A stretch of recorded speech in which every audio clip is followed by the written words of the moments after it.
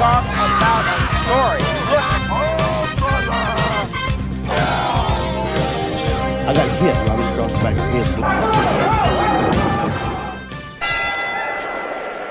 head. Ladies and gentlemen, welcome to the 6th episode of Shot of Nostalgia, Smoky Mountain. And as Terry Funk just said so beautifully, oh, brother, we got 2 episodes left, baby, but we're doing our deep dive right through 1994, living the dream, baby, with good old Jim Cornette and all of his fantasy booking. I'm good old Mike Belcaster, as always, and joining me are my 2 co-hosts with the most. Live from No Sale Studios at the Tavern, ACEFIELD Retro. And man, we are right on the cusp of saying goodbye to Smoky Mountain Wrestling, but let's introduce @Mullet.mania with some big news about the Mullet Land right now. Oh yeah, baby! Got a fresh cut yesterday. Got the fade redone there on the sides. My hairdresser finally came back from maternity leave. Shout out to Abby. Yeah, first shape up I've had since I think before Father's Day. I think I got a cut right before I went up to Chicago for the Collision premiere, and entered the mullet competition today. So right before we jumped on, I filled out my application. It's open for about 30 more days, so there won't really be any news on voting or anything until September rolls around. But y'all get those fingers ready for some likes and some submissions, because we're gonna bring this trophy home. Hell yeah, I'm going to bring it home for the Tavern, bring it home for @Mullet.mania, and we're going to be reviewing today 1 month of Smoky Mountain Wrestling action. November only here each week. We're going through all the TV tapings, the newsletter, going to go through all the live events, keep you up to date, and we're going to reveal one special premiere event we have here, and it's entitled Smoky Mountain Wrestling NWA Championship Wrestling America, which is that tournament they're doing from the 17th to the 19th, and of course, Thanksgiving Thunder, which is going to be from the 24th to 27th. We all freshly watched all of the stuff from Smoky Mountain Wrestling, talked about all of it, and we're going to be here reviewing it. And we're right on the cusp, like we said, of saying goodbye.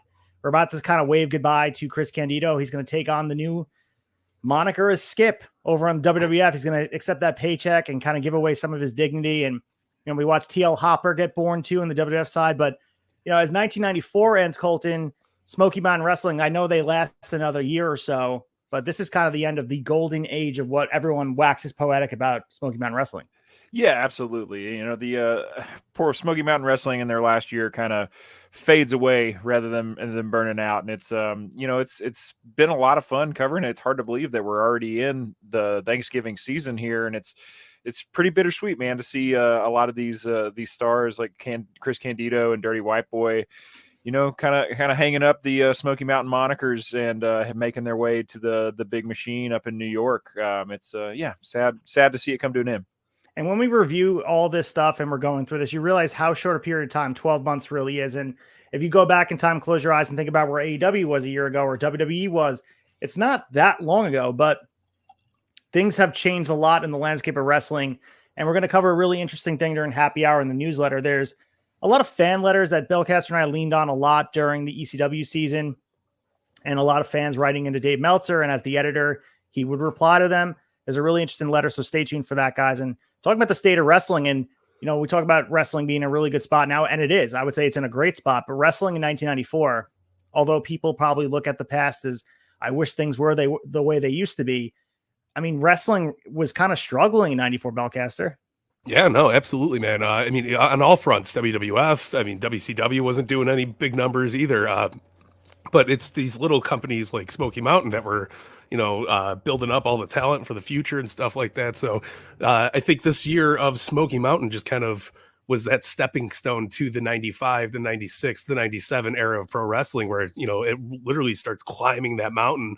And it's been an honor just to chill back and, go through all of it again, man. And as always, as every season we come to, it's the best shit ever, dude. Dude, the similarities between ECW and Smoky Mountain Wrestling cannot be overstated. I think at this point, we're seeing how similar they really were as a breeding system, as you said before, to help the future of wrestling. And so many guys, both these companies have produced future mega stars that have been across the globe, and they took on some nostalgia acts, of course, bringing them obviously the Bob Armstrongs, and they want to bring Jake the Snake, and Macho Man was there. But think about the guys who got their start, their mainstay start. And I think most, notably back Chris Jericho, Lance Storm, but even guys like Chris Candido, those guys that went on to do bigger and better things, not for the lack of production on Smoky Mountain Wrestling side, but wrestling was better that Smoky Mountain Wrestling was around. And I think that's what we take from this season of Shot Nostalgia. 100%, man. So let's get into the happy hour and talk about what Dave Meltzer said in November of 1994.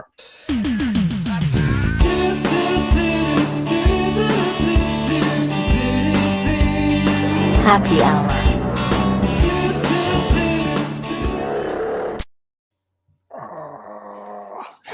As we wet our whistles here for the happy hour and we get started, this will be a shorter version. Obviously, we only have 1 month of newsletters to go through, and Dave Meltzer covers a lot of ground here. And November has been kind of monumental for Smoky Mountain Wrestling as he's starting to solidify his opinions on things that are going around.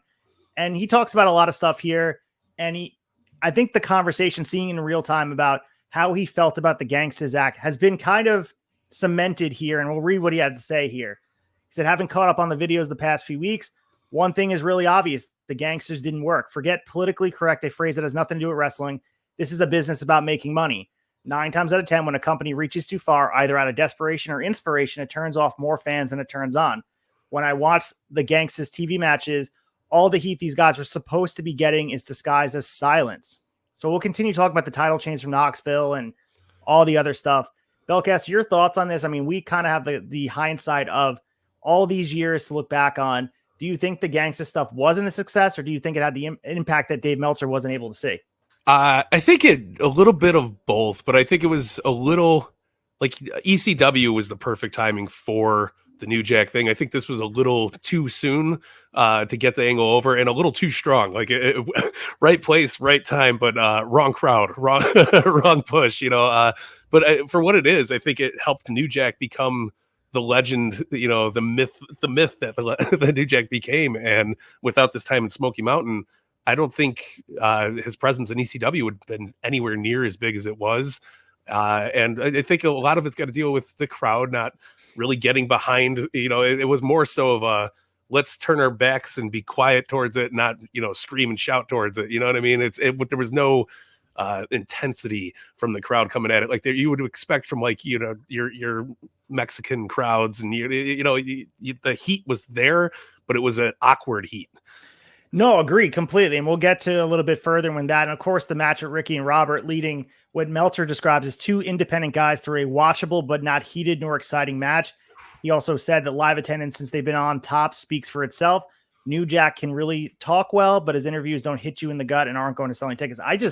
I love Meltzer. I just categorically disagree with his assessment here about all of it. I mean, I think maybe aging like a fine wine in a barrel looks like this program. Rock and Roll Express and the Gangstas holds more weight now when you watch it, especially with how trend-setting and trailblazing it really was. And even someone like Meltzer, who has the hindsight of covering wrestling at this point for over 10 years, maybe closer to 15 years, I don't think he was able to see the impact, in my opinion. I think Belcaster said so perfectly. I don't think the wrestling world was ready for it. Even the insiders. Would you agree with that, Colton? Yeah, definitely. I agree with you. I'm kind of at odds with Meltzer here on this one. But I mean, Dave wasn't secretive at all at the onset of this gimmick that it put a bad taste in his mouth.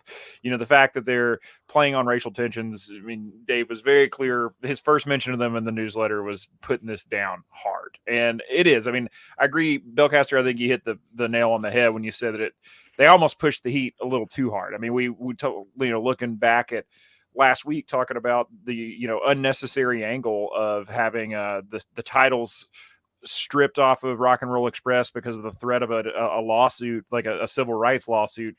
I mean, man, they were already doing great work, and the heat was already there. You could have just had them win it clean and then have Rock and Roll chase. It did seem a little forced, but I also too wonder if looking through it through a nostalgic lens, if it does it means more to us than it did the people watching it at the time. And I just think I think Dave was doomed on this from the beginning. And there was, no matter how over or how hot a crowd got at the Gangsters, I don't think there was any getting this over for Meltzer. Yeah. I also think the resume and the catalog that New Jack eventually kind of encompassed with ECW and his whole run there, and that adds to this for sure. When you're watching this, what New Jack goes on to do, and he continues to be influential throughout wrestling for a long period of time in ECW. And a lot of the stuff fandoms had started with that Extreme Championship Wrestling run that he had. But I think a lot of what happened here is he's looking through the lens of what New Jack hasn't done anything yet. He's just a guy that we're just getting to know. And it's almost just like if he didn't go on to do anything else. I think people look at this much differently, if that makes sense. 100%. I mean, if we didn't know who New Jack was, if New Jack's never became, the New Jack of ECW, if this is where his career had stopped, I think we'd be singing a very different tune. It would be a much more uncomfortable promos without knowing what he became. I also think, you said the word awkward heat, Belcaster, but I think the heat was there. But you're right. I think people were so angry they didn't react because they didn't know how to. And I think with wrestling, especially, sometimes heat and the booing, we all know our role. And sometimes with kayfabe, there are fans, the old school NWA fans or the old school Smoky Mountain Wrestling fans, they're playing a role in the show. I think there was this real life blurred line tension that they didn't know if booing was enough. And I think sometimes sitting in silence, and there was matches they were booing. I mean, I disagreed categorically when you were saying that it was silence, because I don't think it was that, but I do think it was a little bit awkward because people couldn't tell what was real and what wasn't. And maybe the world just wasn't ready. At least the wrestling world wasn't ready for it. 100%. And I think New Jack would have been more. I think the whole Gangsters persona would have been beneficial if it started off in like Los Angeles, and they got a following there first, and then they went to Smoky Mountain and brought that heat from because they would have been popular outside of the Tennessee bubble. I would assume, right? So it would be interesting to see them already established bringing the heat into Smoky Mountain as opposed to starting the heat in Smoky Mountain. I think it would have told different tale. I think the crowd would have been able to boo comfortably, would have been able to participate as fans do. At the very least, at least it has the conversation about blurring the line and taking tensions and heat to the next level and testing the limits, and the limits that ECW tested and then WWF in the Attitude Era decided to push the limits on.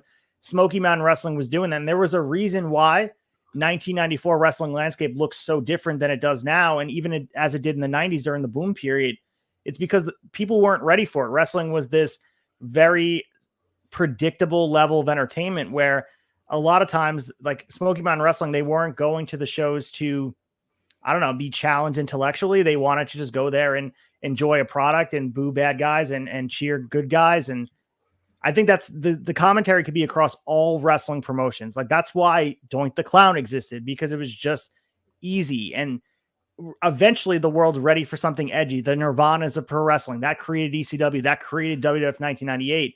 And I think something like this, those things couldn't have happened without this. And I think that's the context that Dave couldn't have because he wasn't writing it years after it happened. He's writing in 1994. Yeah. All right, let's go to the 11/14/1994 newsletter. And the big thing we talked about last week was Jim Cornette, Casey O'Connor, and the car incident. They settled their legal problems out of court over the incident where, as we know, Cornette smashed in the windows of O'Connor's car with a baseball bat.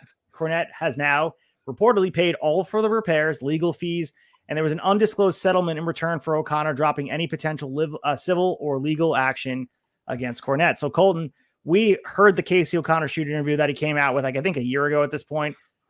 We do know that the fact that he covered all the repairs, that's all he was asking for. And he was able to get the things back that he wanted, which was the money he was owed. And also that Landstorm shaped dent that was in the hood of his car that was buffed out as well. But thoughts on this? I mean, as time has aged on, we talked about it last week, but putting a bow on it, does this add to Jim Cornette's legacy or detract from it? I think it adds to it. I love it. I think it adds to the notoriety of Jim Cornette in the best way. And that's, I love that they were able to, it shows that's one of my favorite things about Cornette is like he owns all of his actions, even if he regrets them afterwards. He owns up to it. He doesn't try to spin it. He, obviously is fine to admit that he was in the wrong here. He overreacted. He's going to man up and pay the bill.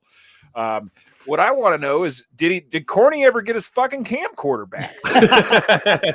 There was no mention of it. And the whole situation, the reason he went over to his house was to get the camcorder. I mean, there were other disputes, but he was on the way to pick up the camera. And I don't know if Cornette ever got it back. So if he just swallowed that and ate the $300 camcorder too, he's the even bigger man in this situation. Gonna have to 100% shoot him a tweet and get a final answer on that. Did you ever get your camera back, man? Don't open up that can of worms. I think he's finally over it. We don't. Oh man, but I'm sure we'll hear more about this. And there is a Jim Cornette side of the story. I think it's on YouTube, posted on the podcast. So I have not listened to that version of it, but by all accounts, it's exactly what Meltzer said. It's exactly what Casey O'Connor said, putting all the pieces together. It was pretty straightforward about the relationship issues that both of them had. But We'll revisit that somewhere down the line. But we have Abdullah the Butcher. We had advertised him last week saying he's going to be in town taking on Bob Armstrong in the main events at the Thanksgiving Thunder Show. Well, they didn't realize that he's going to be at the All Japan Tag Tournament, so he cannot make it. So Butcher, after agreeing to the dates, called Cornette up after the taping 1 month ago and said he couldn't be there. However, the TV tapings held on 11/7. They were still building up the match and pretending that he would be there. They didn't announce a replacement. They said Abdullah the Butcher would be there trying to sell the tickets. Meltzer gives his commentary here saying, I hate when things like this happen, but these are the type of things that can make fans not want to come out. So Belcaster, I mean, we talked about stipulations not being held to. We talked about kind of false advertising, not just here, but across different wrestling promotions. Yeah. Your thoughts on this? Abdullah the Butcher, big star in 1994, someone that I think fans would come out and seeing. Kind of an underhanded tactic on Jim Cornette's part if he's not selling the truth, right?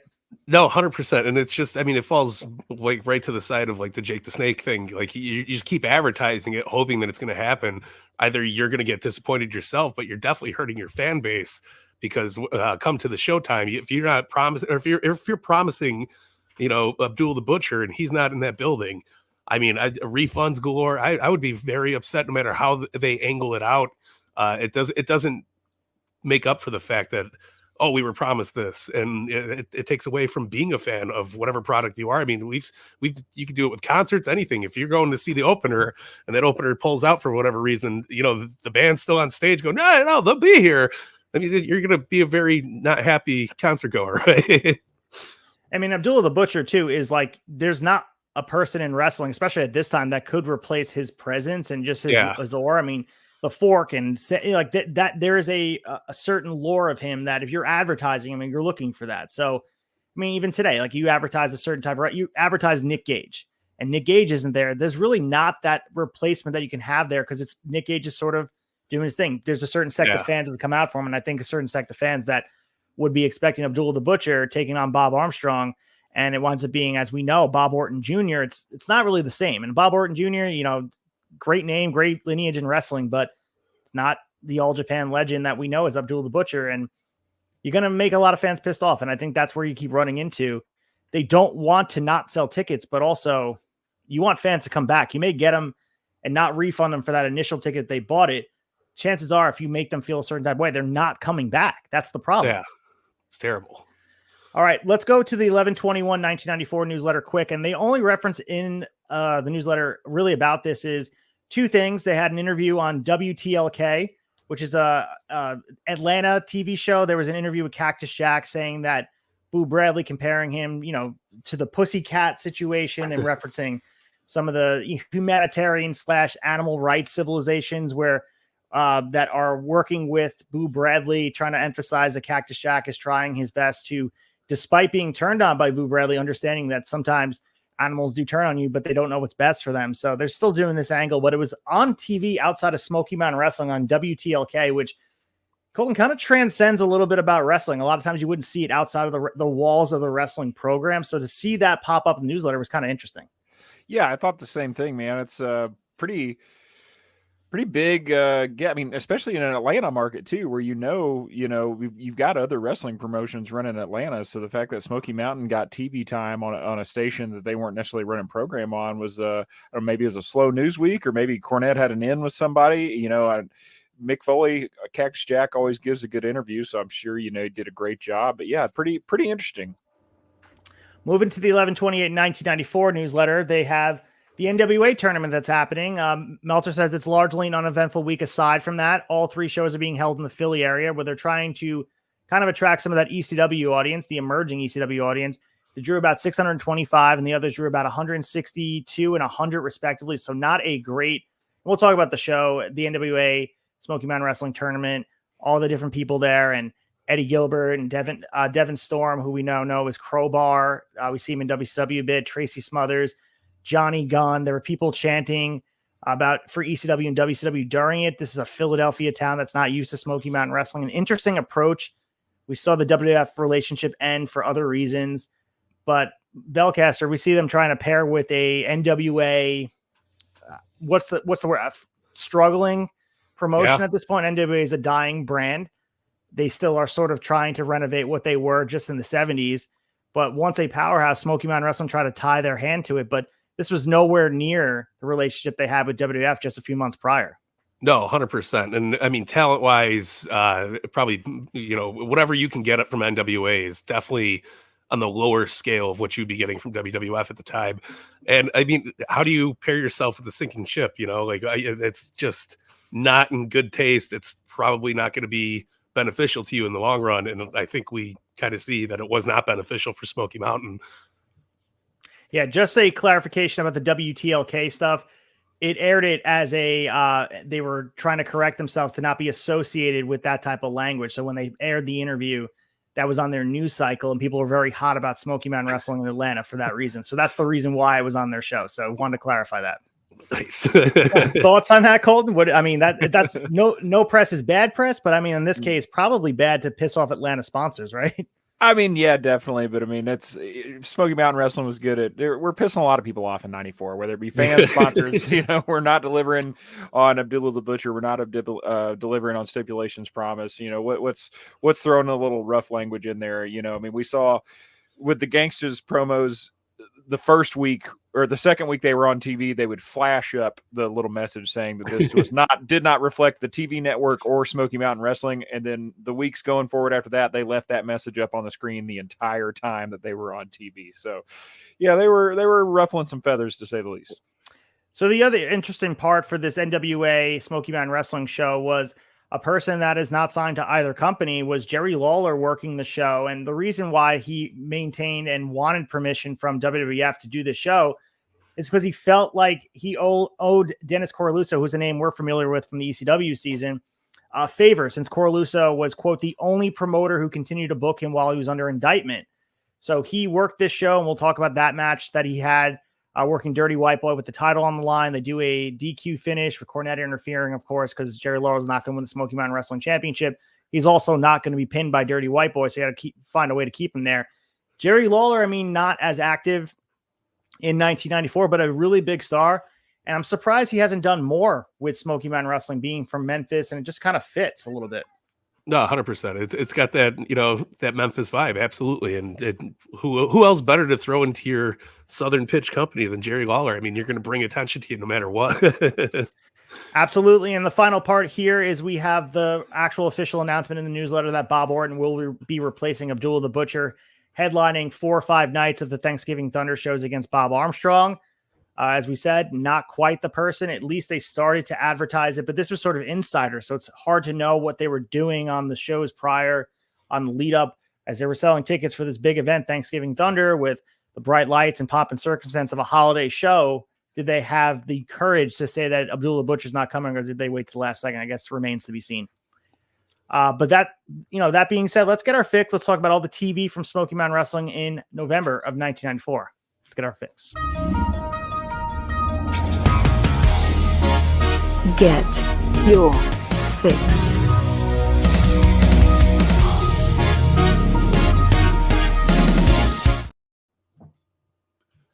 All right, here we are. Hulk Hogan leading the way with his eyes wide as saucer plates here. And I also just I don't know where to fit this in organically. I'm just going to say it out loud because I thought it was the best thing I've read ever. That someone was talking about anyone that is green in the ring, green as a bucket full of fresh jalapenos. So that's going to be, I'm going to use any wrestler that is no longer not as seasoned as we would like. We're going to use that term. So just feel free to pepper it in whenever you guys want. But no pun intended. From Morgantown, North Carolina, 11/5/1994. We have 3 matches on the docket for Smoky Mountain Wrestling TV. Opened up with Brian Lee and Lance Storm teaming together, defeating Brian Logan and Brimstone. The second match was Boo Bradley defeating Chad Austin. And our main event of the evening was a TV championship match. Brian Anderson defeated Sean Casey to retain the title. So prior to the show happening here, we had Cactus Jack and Brian Lee interviewed at ringside. Brian Lee was letting Cactus that he will be Cactus's partner during Thanksgiving Thunder. Cactus Jack showing some of the Mick Foley-like tendencies that we became familiar with throughout ECW, also WWF. He's happy, but he's also kind of proud to see how dirty and mad that Lee has become. Boo Bradley came out. They embrace and want to talk to Les Thatcher. Bradley apologized for attacking Cactus last week. And Boo says he only has one other friend, and his name is Boots. Tammy Fitch comes out and threatens Boo that he will do something to Boots, which is a kitten. Boo runs away. Okay, so this is the stuff that we're talking about. Atlanta wasn't happy about calling Boots a pussy and whatever tongue-in-cheek language, be damned. But Cactus Jack, what I took away from this Belcaster was the goofy side of Cactus, the range of his character, that he's not just this hardcore guy coming in and beating people with chairs and pile driving them on the apron. He's a guy who has a little bit of range that kind of is the reason he becomes a megastar in WWF. Oh, absolutely. I mean, his character work was, it transcended hardcore wrestling into what a whole different ballpark, man. I mean, we wouldn't have seen the rise of Mick Foley without these different sides of him. And I really enjoy when he does. I mean, we covered it with WWF, when he is creating Mr. Sacco, and he's a very fun, energetic character behind the hardcore shit. And it's good to have a good mix of that. I think that's what made him such a staple in the world of pro wrestling. Absolutely. And the thing of Mick Foley is we'll see more of him here, but this is a nice little cup of coffee we're getting to enjoy in this environment. But we also have Smoky Mountain Wrestling Tag Team Champions, the Gangstas. They're cutting a promo on Rock and Roll Express in this program that really is the bread and butter that's going on television right now. They're excited about getting what they're calling a ghetto street fight with Morton and Gibson. But the other thing here is we've seen a guy named AC Connor. He's been involved in Ring Crew.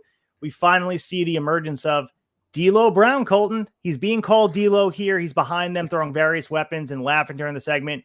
He's officially a member of the Gangstas, but we saw the name D'Lo Brown. We didn't see the head bob. We didn't see all the stuff. You better recognize that kind of stuff. But it's D'Lo Brown.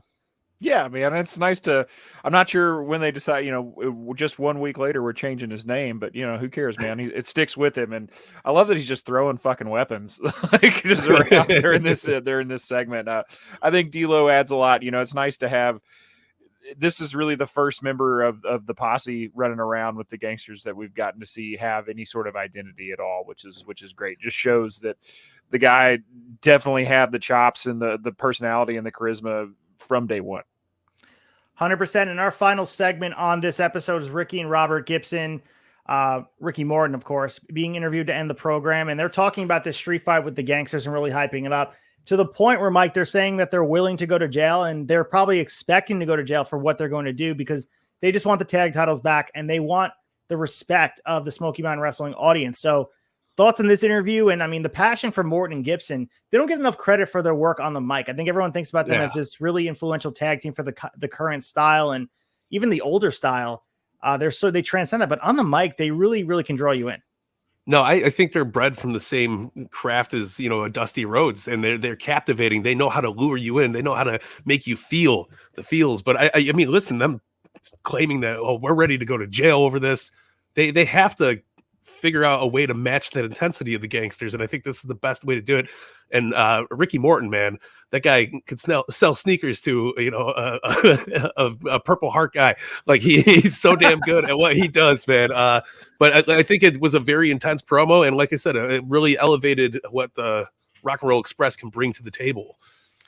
Yeah, so that was pretty much the whole show here, and they're really biding time until Thanksgiving Thunder takes place, and they did the same too. Morgantown, North Carolina, we only had one match. Brian Anderson defeated Tracy Smothers to retain the title. This was 11/12/1994, and the rest of the show was just a hype week for Thanksgiving Thunder. The only original content was that match between Anderson and Smothers, and they pretty much showed highlights leading up and programs, and most of it was the Gangstas and Rock and Roll Express. I used to hate these types of shows, like on Raw when they would do best of shows and you'd see like Coachman and whoever, JR sitting in the arena as they kind of punt on the week, doing a best of. I used to hate that. You turn on Raw, I would immediately turn it off. But this has had to be the same too for people here during this era here, Colton. I mean, if you turn this on, how pissed are you?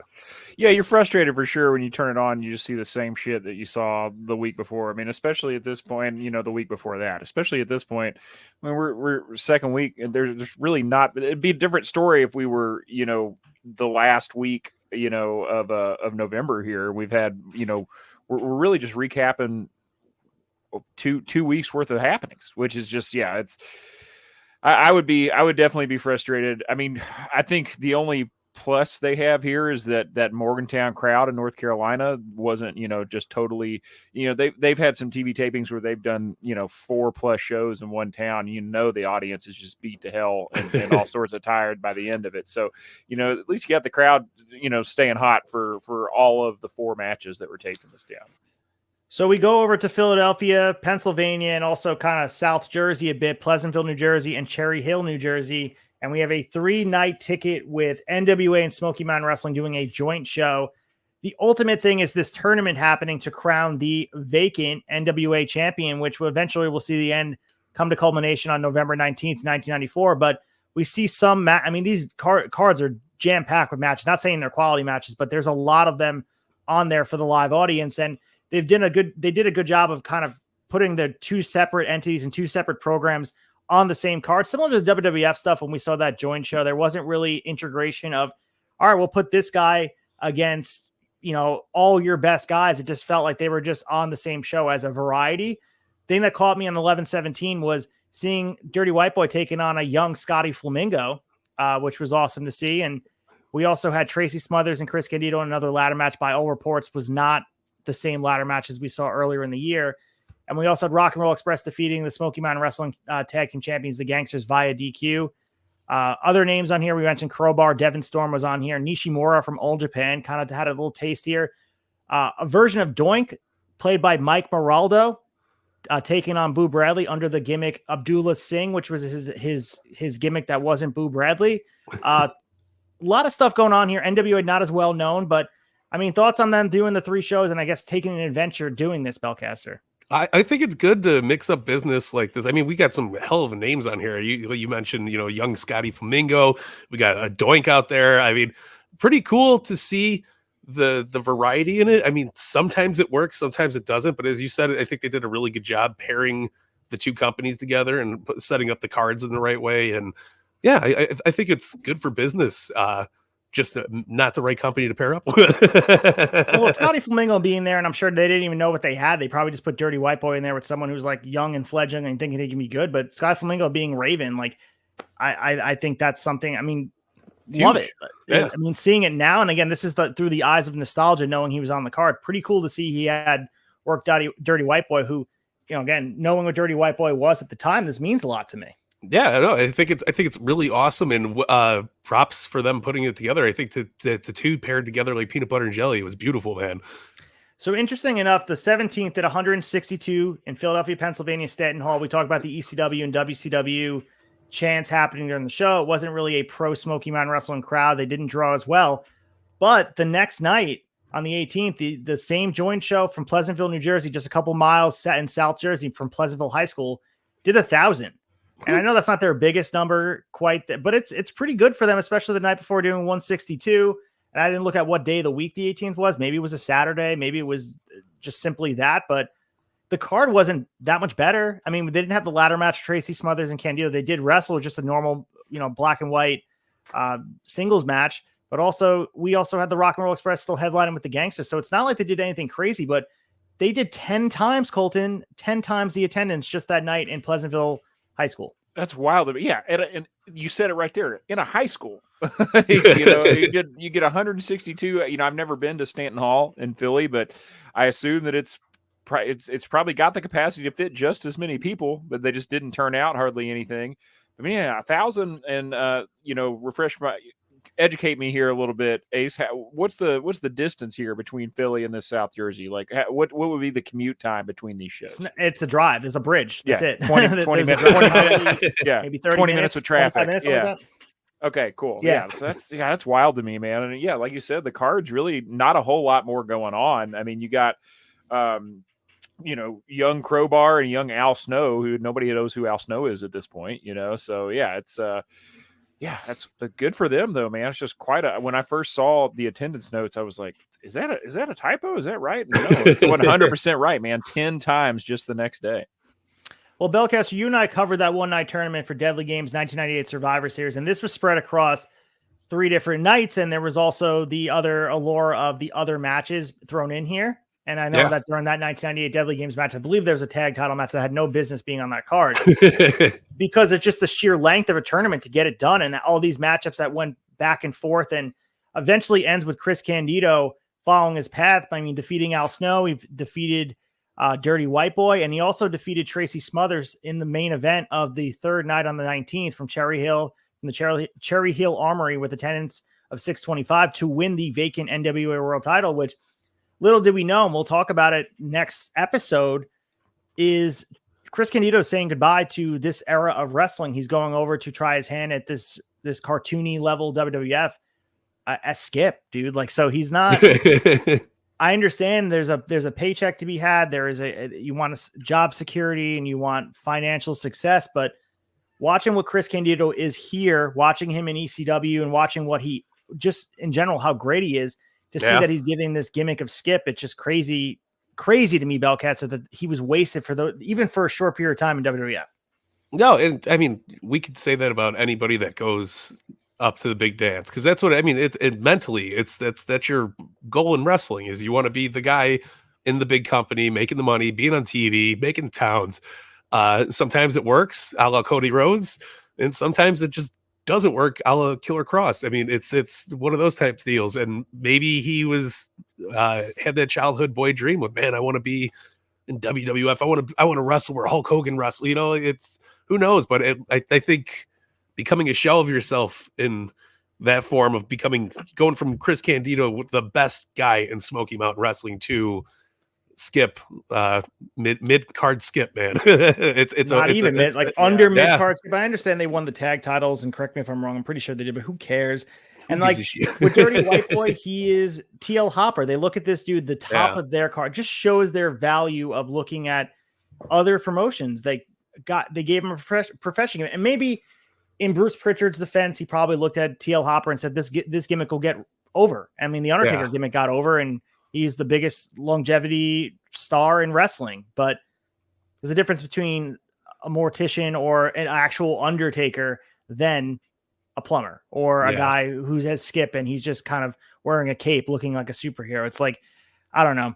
But I understand different era of wrestling, but it just sucks to see, like, if Chris Candido was given the right platform, he could have been a mega star in WWF. 100%. It's like throwing uncooked spaghetti at the wall and hoping something sticks. All you have is broken pasta all over the place. Let's go to Oakwood, Virginia on the 11/19. While that other show was happening live, or the Smoky Mountain Wrestling NWA joint show, we had a TV show happening from Oakwood. We had some of the same people in action.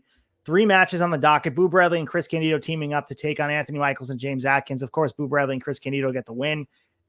The TV championship defended. Brian Anderson defeated George South. And the world title was on the line in the main event. Bruiser Bedlam finally getting the shot. Dirty White Boy defeated him by DQ in a strap match to retain the title. So a lot to break down here.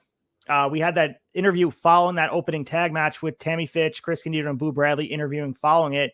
Candido's happy to be back on TV after being gone for 4 weeks because he was banned for the pile driver. And Candido also takes aim at Brian Lee and Cactus Jack. He calls them idiots, and he says, at least my partner, he's a tough idiot. The rest of you guys are weak. And Tammy threatens Boo with the kitten, saying if he wants to make sure the kitten is safe, he must listen to her. So they're threatening bodily harm to this kitten. Colton, is this growing on you? Do you feel like there's any legs to this, or is it something that is maybe just meant for a different time in wrestling? It's growing on me fine, and I think just because, you know, I love the guys involved. I love Cactus Jack, love Chris Candido. You know, just poor Boots is all I got to say, man. You know, I love Balls Mahoney too, so I feel like I don't know if this would be growing on me as much if I didn't know who Boo Bradley went on to become. If I was watching in real time on my TV, I'd probably be like, what the fuck is this shit? But it is at this point. I'm invested. It's growing on me. I like the angle they've been taking with the, you know, humanitarian Cactus Jack and the sympathetic idiot in Boo Bradley. But yeah, they just that poor cat, man. They keep threatening animal abuse to get him to bend to their will because you know he wants to be running around with Brian Lee and Cactus Jack.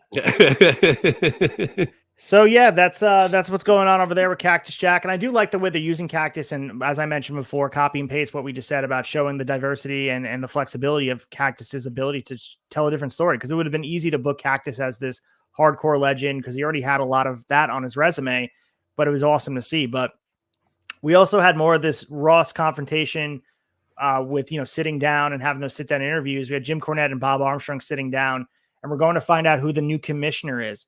Cornette said, I'm going to sue Bob Armstrong for all the commissioner stuff. And Armstrong said, I had to look at a long list of people to be the commissioner who would fit this role. And Bob reveals that the new commissioner will be his son, Scott Armstrong. So Cornette flips out, says that Abdullah the Butcher is going to take out the whole family. Of course, we know Abdullah is not going to show up, but at the time they thought. Scott Armstrong is happy to be back alongside his brother Steve, and Bob recalls having to do something embarrassing back in February.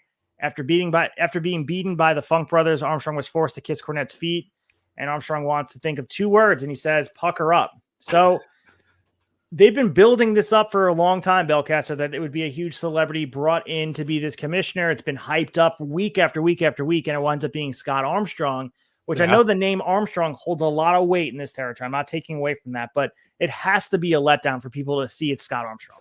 Absolutely. I mean, even if you're just following it like on the television base, you're not going to the live events. I mean, you have to be slightly disappointed. The carpet pulled out from underneath your feet, and you see Scott Armstrong on your TV. Of course, awesome for wrestling fans, diehards. But if you're just a casual following the product, man, it's like it probably really sucked the wind out of the whole angle. So I mean, typical Smoky Mountain, where they promise something over and over again, and it turns out to fall flat, and it's just a shame. So this is well before his time in WWE, where he'd be referee in 2006. This is the Scott Armstrong that we've been familiar with on our screens. He's no longer a ref. I believe he was released in 2022. I'm almost positive he's no longer a ref on our screens, but anyway, it's Scott Armstrong. He's the guy, and he was pretty much an unknown entity at this point. Just again, had the name attached to him. Similar back in the day with the Von Erichs in Texas. Like, you have the name, you're kind of just like, all right, he's going to get over. And as we saw with Kevin Von Erich, where MJF will play that role, the name doesn't matter. You kind of have to have the it factor that the Von Erichs had, or Bob Armstrong had. I'm not taking away from Scott Armstrong, but his most memorable years as a ref. And that's a very important role to wrestling, but not as the commissioner of a promotion that they probably thought would have been like game changing. Awesome. We have another Armstrong in the fold here. Yeah. So going to that main event with the Smoky Mountain Wrestling Heavyweight Championship, we had a lot of stuff going on. Jim Cornette at ringside, of course, getting a cheap shot while refs distracted. And this is the strap match, which is 4 corners. They get to touch all of them. This is like the same Eddie Guerrero versus JBL one, where JBL won the title at Great American Bash back in 2004. This was that type of match. So you had to touch all the corners, but there was a DQ. A lot of messy stuff going on, and he whacks White Boy he being Cornette, with a tennis racket to initiate the DQ from a ref during a strap match, which is weird to me. Ron Wright gets in the ring. He hits Cornette, and man, so Wright and Cornette standing tall to end it. And we get Dirty White Boy and Ron Wright interviewed to end the program. White Boy says that everything's gone crazy. I got to get more control over Smoky Mountain Wrestling. And Wright chimes in, says he can't tell Cornette what he has in store for him at Thanksgiving Thunder. And they're really building up this show that's coming up the next night. This is their go-home show, Belcast. You think they did a good enough job of selling people for it? Man, you would think so, but I think this is typical fuckery. Absolutely. It's the weird thing to me is you got Cornette and Wright standing tall at the end of the match. What about the talent? You know, what are they doing? You're not buying the ticket to see Jim Cornette, you know, or Ron Wright, you know, rocking and rolling. It's just strange to me. So, I mean, hopefully it did the right job, but to me, it felt lackluster. Yeah, I mean, it's a lackluster storyline to begin with, man. I mean, how long have we been ready for the Bruiser Bedlam and Dirty White Boy saga to end? Just kind of a big flounder to an already struggling storyline, man. I was very confused of how you could cause a disqualification with a tennis racket when choking your opponent out with the strap in a strap match does not cause a disqualification. But oh well, it's not a tennis racket match, pal. Yeah.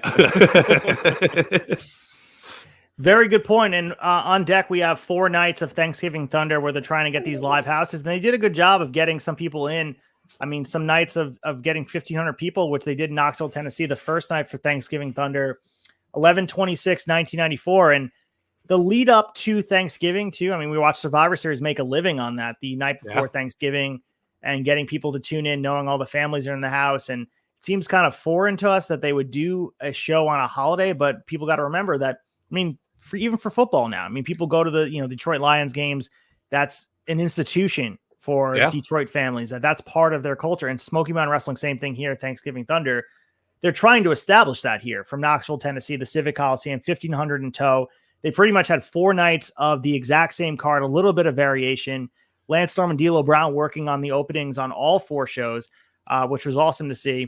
Well, actually, I'm sorry, in the 4th show, the first 3 shows they opened up the show. So Lance Storm getting the win on all 3 of the opening shows. But other matches of note, all main evented by the Rock and Roll Express and the Gangstas, which was awesome. I mean, we know the program. We know that's the money feud, Colton. We know that's exactly what they're going to be doing. But, Johnson City, Tennessee, Marietta, Georgia, and also we also had Knoxville, Tennessee. 4 straight nights of Thanksgiving Thunder. Your thoughts on the way the card played out, their finishes? Do you think it did enough to get people to come back in the door? Yeah, I mean, I think so. I mean, from what we can tell just by the numbers they did, I think it absolutely did. And, you're running 4 towns that are all, or 3 towns that are all, relatively close to each other.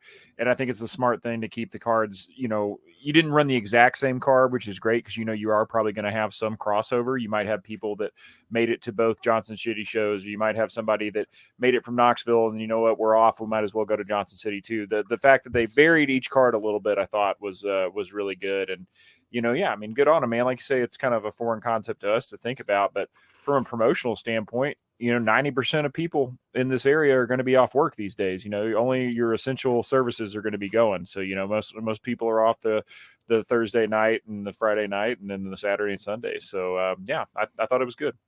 And again, they made the best of the situation. Bob Armstrong was supposed to be working Abdullah the Butcher here, but defeated Bob Orton on all 4 nights. Again, the name Orton resonates for wrestling. Still does, obviously, with everything that's going on. Randy Orton's bigger star than probably all the Ortons, which is crazy to say as a 3rd generation star, but it's not Abdullah the Butcher, especially as a one-off. I think fans were expecting more. Bob Armstrong was an app. You can't say enough how much of a legend he is in this area. So seeing that dream match of the big bad from All Japan with the fork in his hand and constantly bleeding against your guy, Bob Armstrong, I think it could have created a little bit more of a memorable moment. And I think really the damage, Belcaster, of the false advertising, even for a short bit of time where they're not, I understand it's business 101. You don't want people not to buy tickets, but that lack of transparency, that rears its head eventually down the line when every time you say something's going to happen and then it doesn't, I think people start to become weary that everything you say is kind of met with a bit of a lie. Yeah, no, boy who cried wolf, man. It's flat out that, or just in the pro wrestling world. But I think they did a pretty good job with what they had. I mean, you gotta make gold out of goose shit, right? That's what they're doing here. So I think it paid off pretty well, but still, it absolutely. I mean, you gotta put the wind back in your sails, man. Get back out on that sea a little bit. And before we move into this last TV of November, the big thing I took away from this is the Gangstas getting definitive wins for 4 straight nights in ghetto street fights against Rock and Roll Express. Kind of says what Smoky Mountain Wrestling, what the tag team division was going to look like going forward, where I understand they all live in their own bubble. Knoxville, Tennessee is not speaking of Johnson City. It's not like they're losing 4 straight nights on TV. It doesn't air that way. If you lose once in a different city in the same stretch and you lose again, it's not the same. But optically seeing it, the Gangstas are the team. They're putting all for bad or for good or for whatever it is. They're putting the Gangstas over, and Rock and Roll Express are seemingly happy to put over young talent and get the next generation ready. Which is funny to say Rock and Roll still working right now, but they're doing the same thing today. That they're helping the younger generation and helping cement them, because the Gangstas at the beginning of this were awarded the championships. They were given them, but it seems like during this run through Thanksgiving Thunder, which could argue is one of their biggest shows of the year, they earned it. And I think that's where you came away. Ghetto Street Fight or not, they earned those wins. Hell yeah. Yeah, absolutely. And I mean, the Rock and Roll Express, they're happy to do it, man. They're giving back to a business they love. And I mean, also, I think some of it too, with the Gangstas going over all 4 nights. I mean, it's a gimmick match. I think you really take the piss out of the Gangsters if you have them lose a ghetto street fight against the Rock and Roll Express. But yeah, man, I mean, it definitely showed that they had a lot of stock in New Jack and Mustafa, and man, yeah, they were all 4 good shit. So going to the last Smoky Mountain Wrestling TV show of the month, 11/26/1994 from Oakwood, Virginia. 4 matches on deck, main evented by the tag team titles on the line.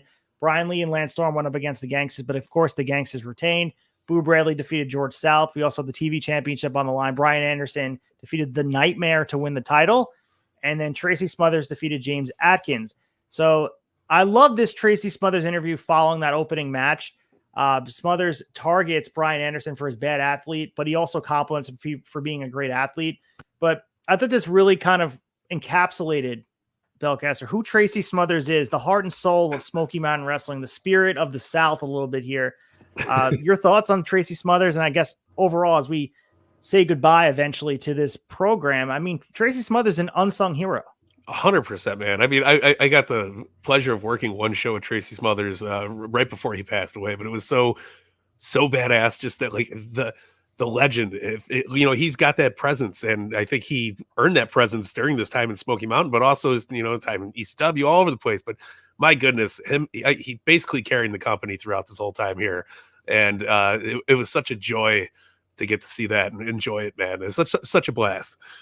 So we also had, as we talked about before, Ron Wright kind of taking up some TV time. He's with Dirty White Boy. Wright says that they don't want to see what's going to happen in Johnson City. They keep kind of circling this Jim Cornette feud. The title's involved in it now, and they can't get out of their own way, Colton, in this world title picture. And I think Jake Roberts kind of shined a light on it because it finally was out of the grips of the same couple personalities, but they still continue the same thing. The Smoky Mountain Wrestling Championship feels so secondary.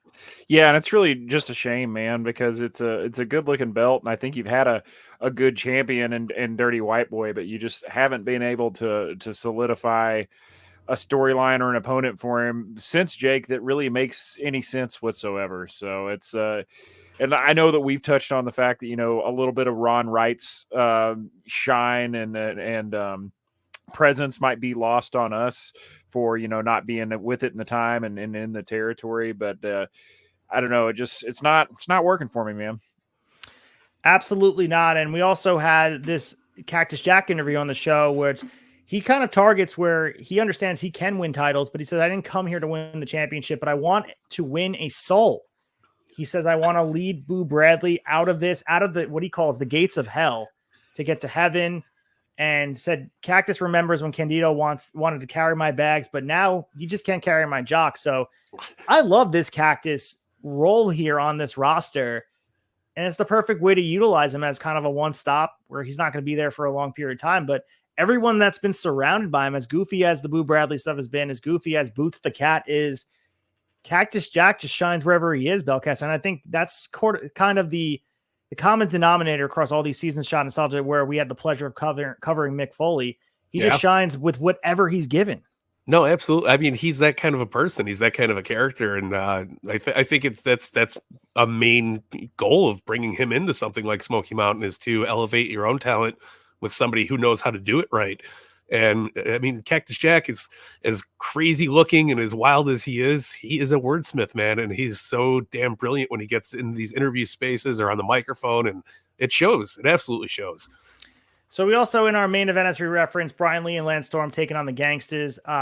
Cool to see New Jack and Lance Storm link it up. We know that both those guys have ECW lineage, and Lance Storm, two different styles. Obviously, New Jack and Lance Storm couldn't be any more different as far as in-ring style goes, but seeing the involvement of Cactus Jack coming out, waiting for Candido to come out since he's trapped, and seeing them tie the feuds together. And of course, the Gangsters are at the top of the tag division and they need other challengers. I thought this is really well done. And I thought it was a good way to tie both of these programs in and get Cactus to give a rub to Candido again, continuing to target him. But I thought this was really good. I mean, I'm not entirely sure if the point of a lot of the stuff they're doing now with the Gangstas, now that they're away from the Rock and Roll Express, is to hint that they may turn face, because there was that interview, Colton, that they kind of seemed like they were trying to tease it a bit. And we're not too far removed, as you mentioned before, from the heat that was radiating off of them. But it seemed like Cornette was at least hinting at it during that interview segment with the Gangstas and D'Lo Brown, where they talk about earning the respect of Rock and Roll Express and vice versa. It seemed a little bizarre to me. Yeah, same here. But I mean, we've seen crazier things happen in wrestling. And, if the fact that you can, especially in a Southern territory, if you can win the respect of Ricky Morton and Robert Gibson, that's a good start. That's a good start on your resume. But definitely, after bringing them in and just, almost booking them with excessive heat, it seems like a really strange pivot. So, I'm interested to see where it goes in December. Well, I mean, the thing is, too, and maybe I'm looking too much into it, but maybe it's just Cornette trying to put the talent over, saying he sees unlimited potential in them. And also the fans should kind of see that they don't need to cheat to win. And I don't know, it felt a lot like they're testing the waters on similar to what they do at MJF nowadays, where they're like, dip their toe in there and see if people will take to it. And, I don't know if, again, 1994, if they're ready to, turn them completely face, but not out of the realm of possibility, because, extreme reactions on either side of the aisle face or heel, sometimes the best heels make the best baby faces. As we saw with The Rock, we see MJF nowadays is becoming this white hot baby face where people love to boo and to cheer him. Yeah. All right. So as we kind of move into the end of November, let's get to the Chaser and talk about our favorite parts of Smoky Mountain Wrestling. Let's talk about the Chaser. The Chaser.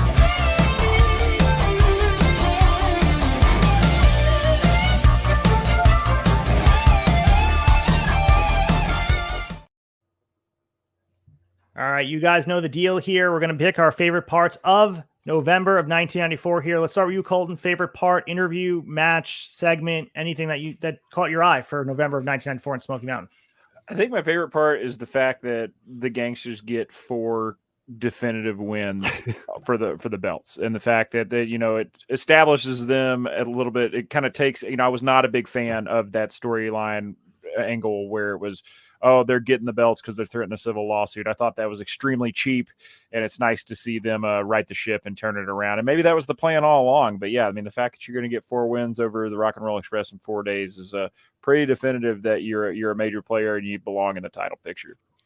Belcaster, on your end, what are you feeling as far as November 1994? It wasn't as eventful as the other months were, and I understand we only covered 1 month, but felt lighter on my end, but something that caught your eye. It did feel very light, but I did I'll throw out one is the debut of D'Lo Brown, rock and rolling, looking great. So awesome to see him paired with the Gangsters, and it ties into my overalls, the Gangsters rise. I mean, like as Colton so well said it, 4 wins over the Rock and Roll Express. That's back to back. That's huge, man. Absolutely huge. So I'm happy to see the Gangsters getting their rub in, getting their shit in, getting over. That's the best part about it. And while I completely agree with that, I love the rise of the Gangsters in the tag division and being solidified as one of the best in the tag division, Smoky Mountain Wrestling. I got to go with Cactus Jack. And I know I've said it before, the range we see from Mick Foley, this was the emergence of that character, the Mr. Sacco, the Yerple, the Clown, that type of guy we see and that people fell in love with on a big stage in WWF when he got the chance to. I don't think I understand like the hardcore nature of Cactus Jack and the ability to tell stories like that in the ring and be this death match type of wrestler, those great matches with Terry Funk, all those things are great. But in my opinion, I'm not saying it's the best version of Foley. I don't think he would have ever been WWF champion if this side of him didn't exist. And I think he had a lot of practice here in Smoky Mountain Wrestling where, again, he could have leaned on being a character that people just respected. He could have went in there and just beat people up, similar to, he's been doing all across, whether it be Japan or other promotions that the Cactus Jack legend began to grow. I just love that he has this side of him that he becomes this big cuddly teddy bear. And it just showed his ability to understand that wrestling's more than just the in-ring. It has a lot to do with the charisma that gets shined through. And sometimes things are not what they are perceived first. And Mick Foley is the perfect example of that. You see this guy, as you referenced before, this wild man looking guy with crazy hair and he's disheveled and, all that stuff that we eventually fall in love with Mankind as this, unsung hero of the Attitude Era. There's so much to be said about his ability to draw you in, facial emotions, his ability on the mic. There's a lot of guys that do it well. I don't think anyone does it better than Mick Foley. The guy is just everywhere he goes. It's just gold. ECW, Mikey Whipwreck, that moment we covered in 95. And then also now here with Boo Bradley, this whole program has no right being any bit of entertaining as it is. And it's classic. Like he finds a way to make things as good as they're ever going to be and continues more and more. And the wrestling world is better to have Mick Foley in it. Every promotion that he's ever touched base in is better for it. And again, Mick Foley deserves more than flowers, man. He deserves the whole fucking florist. Like that's how great he is. Well said, man. Yeah. Couldn't agree anymore, man. Absolutely. All right. So let's get into, closing the tab. Let's pay our bartender. Let's get out of here as the weekend's getting started. I mean, we're already in August, man. This is crazy. Like we're kind of on the charts to All In Wembley. And goddamn, dude, let's close the tab and let's get some shilling in. Closing the tab.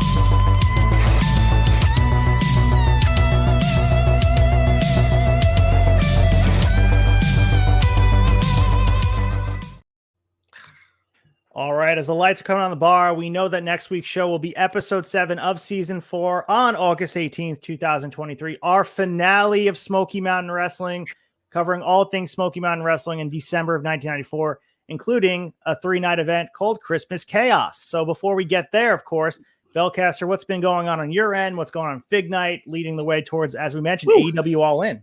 Yeah, man, crazy. Obviously, the wrap-up's been stacked. AEW's been on fire all month. I mean, absolutely. So I don't miss the wrap-up because we're talking all things. I mean, we even go over Rampage very extensively, which is great, which is a hard thing to do. No, but Fig Night's been going great. We got Fig Heel coming on, and it's a great episode. You guys can go check that out. And yeah, just follow the Turnbuckle Tavern everywhere.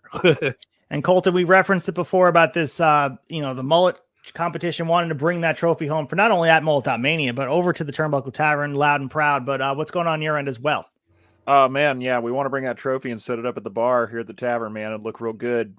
So I'll keep you guys posted on that. Like I said, the entry registration is still open. Voting will start in September. I'll be spamming everybody, so get ready for that. But come hang out with me and Ace on Thursdays for Brace for Impact, man. We've really appreciate everybody giving us the love over there. I've been seeing the numbers come up on the shows on YouTube and the downloads, so we're having a ball talking everything Impact Wrestling, man. And getting through the Chicago Heat shows coming up, and Impact is something that you shouldn't miss, and they're a very strong number 3 in the pro wrestling world these days. And as you guys are watching this tomorrow night, if you guys are in the Massachusetts area, I will be over there doing the ring announcing for Rad Pro Wrestling, Amesbury, Massachusetts. I believe it's at a brewery. I forget the name of it, but look it up. Rad Pro Wrestling, Birds of a Feather. Going to be an awesome night, making my debut for Rad Pro Wrestling. So if you're in the area, you're in driving distance, come say hi. I always have Turnbuckle Tavern stickers on me, Shot Nostalgia stickers. If you're looking forward to that, come see me. I'll be over there doing a show. I believe it starts 3:00 p.m. Eastern, so make sure you guys get over there. If not, check it out on IWTV. It'll be available probably live or if not on demand. So I'm looking forward to working with Rad Pro Wrestling, which is a great promotion that's been doing a few shows for the last few months. Hell yeah. But Belcaster, lead us out. We haven't heard a Jim Cornette impression once. We haven't. Come on.